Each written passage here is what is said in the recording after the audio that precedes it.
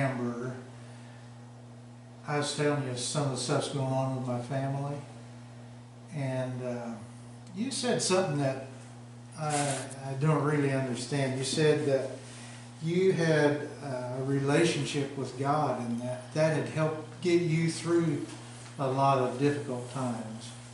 Can you tell me what you meant by that? Well, Nolan, when I was a young kid, I grew up in the church. I knew all the Bible stories, you know. I knew who God was, who Jesus is. I knew all that stuff. So I remember one day, I was about 8 or 9 years old, and my dad came into my room and he said, "Son, do you want to go to heaven?" Well, of course I want to go to heaven. So he said, "Well, repeat after me," and I did, and we did a little prayer there, and the next Sunday I got dunked in the water at church.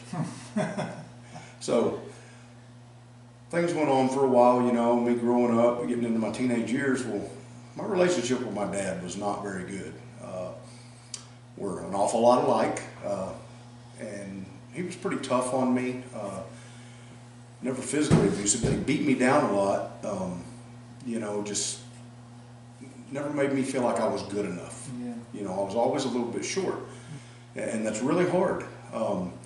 You know, that's the one person you want to look up to the most is your dad, and when you can't live up to his eyes, it really makes you question who you are and if you're adequate enough.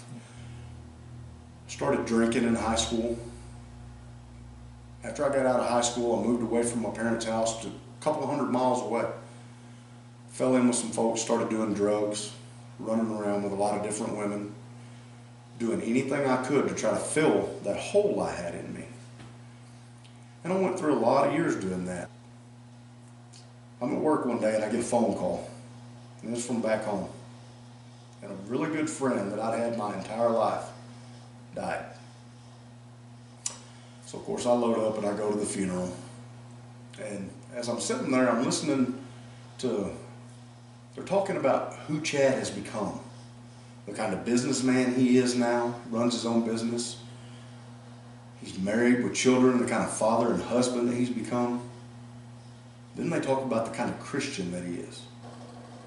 Well, on the way back up here to Northwest Arkansas, I told my wife, I said, "We're going to church tomorrow." And I told her to call her friend Lisa, who had been inviting us to church for 2 or 3 years, just faithfully inviting us.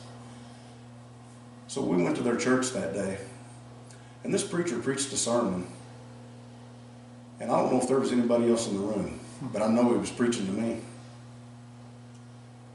And I still had that feeling of just utter despair. And it wasn't even in my stomach anymore, it was in my heart.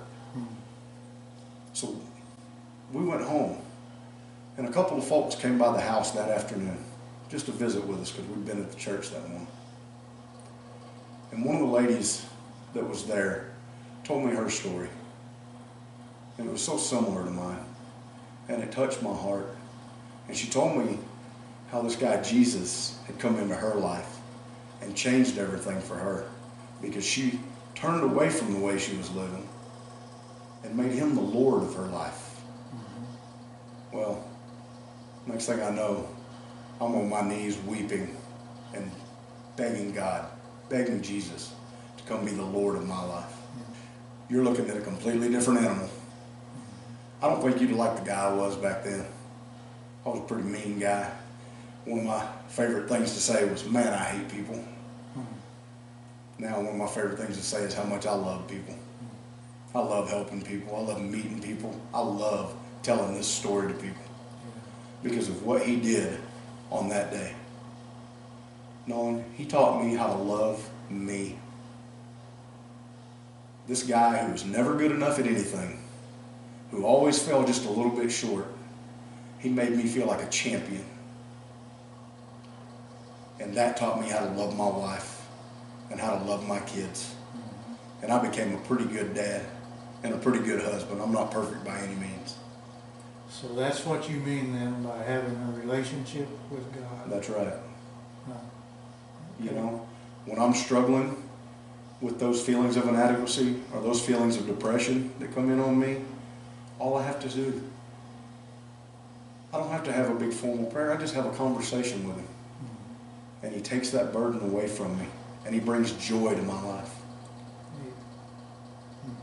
Does that make sense? Yeah, I think so.